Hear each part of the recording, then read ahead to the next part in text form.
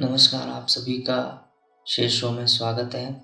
शेष शो के आरंभ होने की इस 5वीं कड़ी ब्लैक होल को हम स्पष्ट करने का प्रयास करें।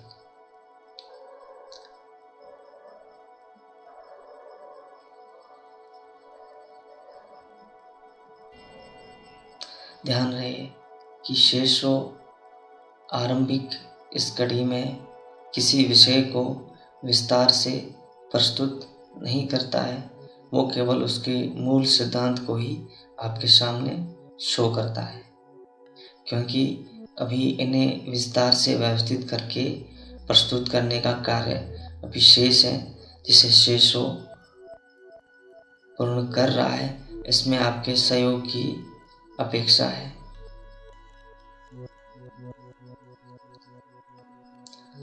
बलराम के चेतना के गहरे निजी अनुभव और उनके द्वारा परिभाषित मूल विज्ञान के आधार पर अगर हम इसको स्पष्ट करें कि ये ब्लैक होल वास्तव में क्या है। इस यूनिवर्स के अंदर कई प्रकार के ऑब्जेक्ट आपको देखने को मिलेंगे। यूनिवर्स का सबसे अगर रहस्यमयी ऑब्जेक्ट देखा जाए तो अभी ब्लैक होल को देखा समझा गया है। इसकी मूल प्रकृति अन्य ऑब्जेक्ट की तुलना में कुछ असामान्य है। जैसा इसके सेंटर पॉइंट में जो उसका केंद्र बिंदु है, वहाँ पर समय का संचालन या जो समय की जो स्थिति है या समय का जो प्रभाव है या समय की जो अवस्था है, वो अन्य ऑब्जेक्ट की तुलना में कुछ भिन्न है, कुछ उससे असामान्य है। इस कारण क्या होता है, कोई भी पदार्थ दूसरा या कोई भी ऑब्जेक्ट, देखो उस ऑब्जेक्ट के अलावा दूसरा ऑब्जेक्ट अगर उसके गुरुत्वाकर्षण फील्ड, जो उसकी ग्रेविटी की जो फील्ड होती है, जो सीमा होती है, उसके अगर वो पास आता है तो वो उसके अंदर खींचा चला जाता है, और जब वह दूसरा ऑब्जेक्ट उसके सेंटर पॉइंट तक पहुंचता है तब उसका अस्तित्व एक तरह से गायब हो जाता है, या वो पदार्थ अपनी मूल अवस्था को खो देता है, अपनी मूल संरचना को खो देता है।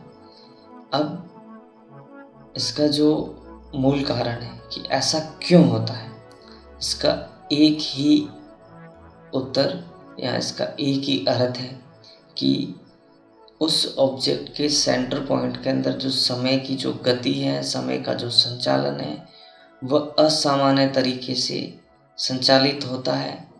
इस कारण दूसरा ऑब्जेक्ट वहाँ पर जाकर या वहाँ पर पहुँचते ही वह अपनी स्थिति को खो देता है।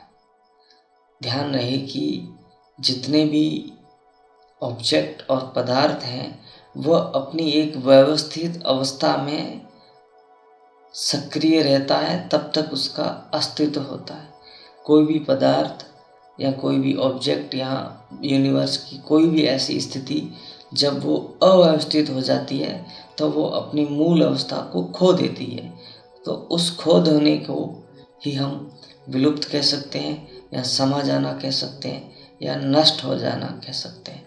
लेकिन इसका सबसे बड़ा रहस्य ये है कि वहाँ पे उस ऑब्जेक्ट के अंदर जो सेंटर पॉइंट है, वहाँ पर अगर कोई दूसरा ऑब्जेक्ट जाता है तो पूर्णतः उसका अस्तित्व ही मिट जाता है। तो यूनिवर्स में ऐसे अन्य कई और ऑब्जेक्ट या ऐसे स्थान हैं या ऐसी स्थितियां हैं जो आज भी अपने शोध, अपनी समझ और अपनी नज़र से परे हैं, जिन्हें आपके सामने प्रस्तुत करने का कार्य शेष शो कर रहा है। और इससे पहले की कड़ी में हमने चेतना, पदार्थ, समय और समय का जो दूसरा भाग है स्थान या स्पेस की हमने चर्चा की है, आप वीडियो सेक्शन में जाके उन्हें भी एक्सप्लोर कर सकते हैं, उन्हें देख सकते हैं। इस आरंभिक कड़ी में हमने कुल 11 टॉपिक या विषयों का चयन किया है, जो शेषों के परिचय देने के संदर्भ में है, ना कि शेषों का मूल विचार या शेषों की सीमा। शेषों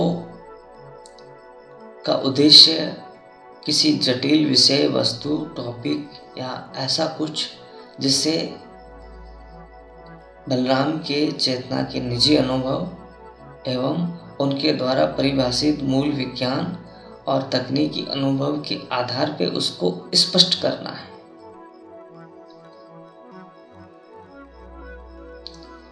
और ये कार्य अभी शेष है। आने वाले सत्र में हम अन्य विषयों को विस्तार से स्पष्ट करने का प्रयास करेंगे और आप सभी की सहभागिता इस यात्रा में सुनिश्चित हो, ऐसा समझते हुए हम इस कड़ी को यहीं समाप्त करते हैं, क्योंकि विस्तार से प्रस्तुत करने का कार्य शेष है।